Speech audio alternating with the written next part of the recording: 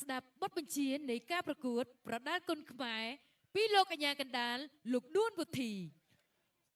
បាទលោកអភិបាលក្រុងបានលងឃើញពេជ្រសម្បត្តិថ្វាយបង្គំគ្រូស្អាតក៏ឧបត្ថម្ភជូនដល់ពេជ្រសម្បត្តិចំនួន20,000 រៀលបាទ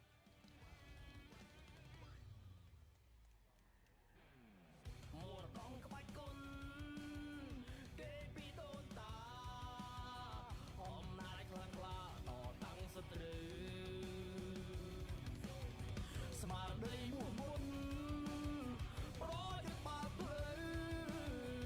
ទិញខ្មាំងសត្រូវការពីទឹកដីគ្រប់សង្មរគូបាទអរគុណច្រើនក្នុងនោះភេជ្ជៈបើកម្លាំងគ្រុឌក៏ធ្វើការឧបត្ថម្ភជូនដល់វត្តមានទី2បើម្នាក់ចំនួនមួយកេះផងដែរបើមិនមែនតគូនេះទេបាទគឺតាំងតែពីគូទី1មកម្លេះបាទធ្វើការឧបត្ថម្ភគ្រប់គូតែម្ដង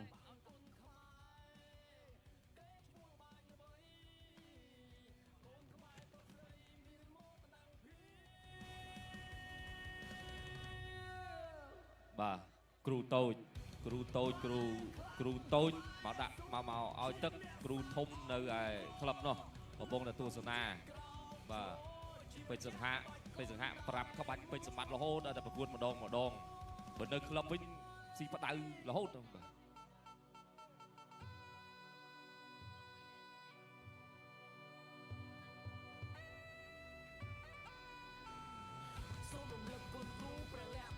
ចៅក្រមត្រៀមប្រុងព្រៀបប្រកួត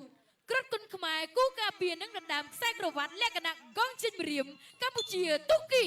ទឹកទី1រ៉ូន4បាទមុនឈានចូលដល់ការប្រកួតគណៈអធិបតីឧបត្ថម្ភលើកទឹកចិត្តជូនដល់ពេជ្រសម្បត្តិ1 លានរៀលបាទដល់ចូលទាត់ពីកីឡាករទូគី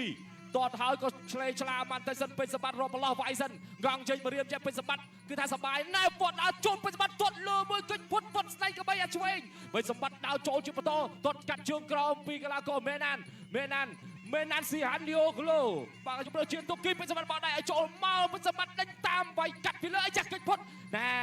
គិចផុតហើយទាត់ថែមួយពីពេជ្រសម្បត្តិដេញតាមញាក់ចូលពីទូគីទាត់កាត់ជើងក្រោមចូលអស់ចំហចាស់ពេជ្រសម្បត្តិលុតចាប់កីឡាករទូគីមួយទាត់កាត់ជើងក្រោមមួយពីពេជ្រសម្បត្តិដេញតាមហើយពីយកបាត់ដៃស្ដាំពីពេជ្រសម្បត្តិកាយរបស់ពេជ្រសម្បត្តិចាប់គ្រាចូលបញ្ញាកដាលលោកនួនវិធីញ៉ៃសិនពេជ្រសម្បត្តិថានៅស្ងៀមកុំតអាលោតចុះលោតឡើងនៅស្ងៀមសិនពេជ្រសម្បត្តិញាក់ដាវចូលហើយពេជ្រសម្បត្តិប្រើយុទ្ធសាស្ត្ររបស់ខ្លួននៅតែមានភាពអង់អាចគឺកាត់ដាវចូលសម្លឹកគូប្រកួតយ៉ាងល្អអស់ចំហបានតែសិនហើយដាវទៅតែមិនដឹងពេជ្រសម្បត្តិដើរតែមិនដឹងបាទមេហានទាត់កាត់ជើងក្រោមមួយលោកជាប់បាត់ដៃស្ដាំរបស់បាទពេជ្រសម្បត្តិដល់បាត់អីគប់កែងយ៉ាគប់កែងពីមេហានបាទគប់កែងពីមេណានពេជ្រសម្បត្តិធាក់ចាក់ពេជ្រសម្បត្តិដើរចូលមេណានធាក់ចេញលោកចោលអាស្ដាំមួយចាប់គ្រាជាប់សិនចាក់ជង្គង់ស្រាលមួយសិនអោបសិនលែងដៃអាញាកណ្ដាលថាតោះឥឡូវមើលអត់វាយគ្នាទេមកកណ្ដាលចាំវាយគ្នាបាទអោបឲ្យអត់តវាយមកកណ្ដាលចាំវាយពេជ្រសម្បត្តិទាត់មួយលោកចោលស្ដាំឆ្វាក់ឆ្វេងថែមស្ដាំពីមេអាចឲ្យចំហបានតិចពេជ្រសម្បត្តិវាយចូលឆ្វេងមួយច្រក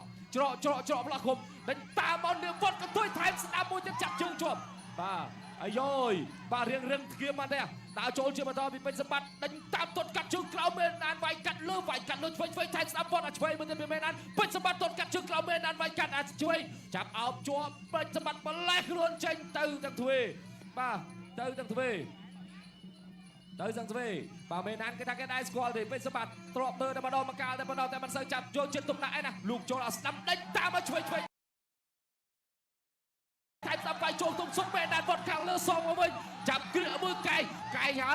ហើយគុំកាយសងមកវិញវាយកាត់ពីពេជ្រសម្បត្តិ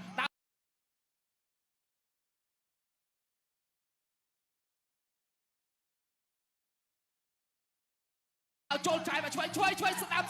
ឆ្វេងមួយទៀតតម្លៃវាយការស្ដាំវាយឆ្វេងពីពេជ្រសម្បត្តិមេណានជឿយើងវាយកាត់ខាងលើធ្វើអោបជាប់អីចុចបោះជង្គង់មួយបង្គោលស1 2 3 4 5 6 7 8 9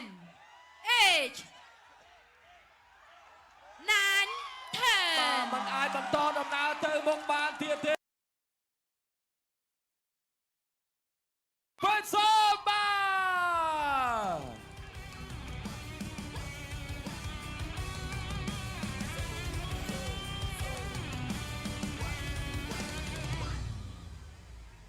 បាទនៅក្នុងនោះគណៈតែមិនឲ្យឧបត្ថម្ភលើកទៅចាត់ដល់ពេជ្រសម្បត្តិចំនួន2 លានរៀលបន្ថែមទៀតបាទលោកគ្រូពេជ្រក៏ឧបត្ថម្ភជូនដល់ពេជ្រសម្បត្តិ20,000 រៀលបាទលោកសុករដ្ឋាសមាជិកក្រុមប្រឹក្សាខេត្តរតនគិរីឧបត្ថម្ភជូនដល់ពេជ្រសម្បត្តិ20,000 រៀល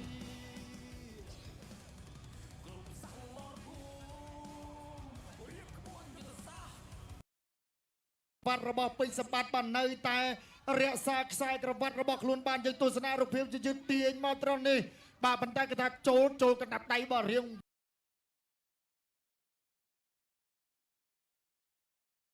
វែងមកវែបាត់ចាប់ពីកណ្ដាប់ដៃជាច្រើនមកបាទយើងទស្សនាម្ដងហើយម្ដងទៀតបាទរូបភាពទាញមកបាត់កណ្ដាប់ដៃទល់ទាញកាច់បវលមកដួលភិញ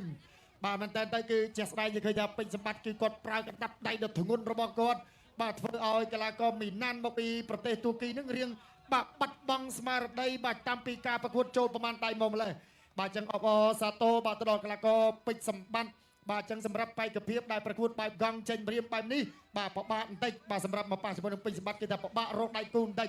បាទអរគុណច្រើនពុកម៉ែបងប្អូនដូច្នេះយើងឃើញថាបាទសម្រាប់ការប្រកួតគឺចំណាយពេលបាទត្រឹមតែ7 ទឹកតែប៉ុណ្ណោះបាទពេជ្រសម្បត្តិនៅតែការពារខ្សែក្រវ៉ាត់របស់ខ្លួនបានបាទពុកម៉ែបងប្អូនបាទសូមសម្លេងជូនក្របីព្រៃមួយទៀតបងបាទអរគុណច្រើនប្រកួតភារៈនេះជូនអ្នកគ្រូច័ន្ទសីហាប្រកាសលទ្ធផលជាផ្លូវការជូនបាន ចាសសូមអរគុណជ័យជំនះបានទៅលើកីឡាករពេជ្រសម្បត្តិដែលផ្ដួលកីឡាករមង្គលខៀវឲ្យបោះបង់ការប្រកួតនៅក្នុងទឹកទី1 បាទអបអរសាទរដល់ក្របីព្រៃ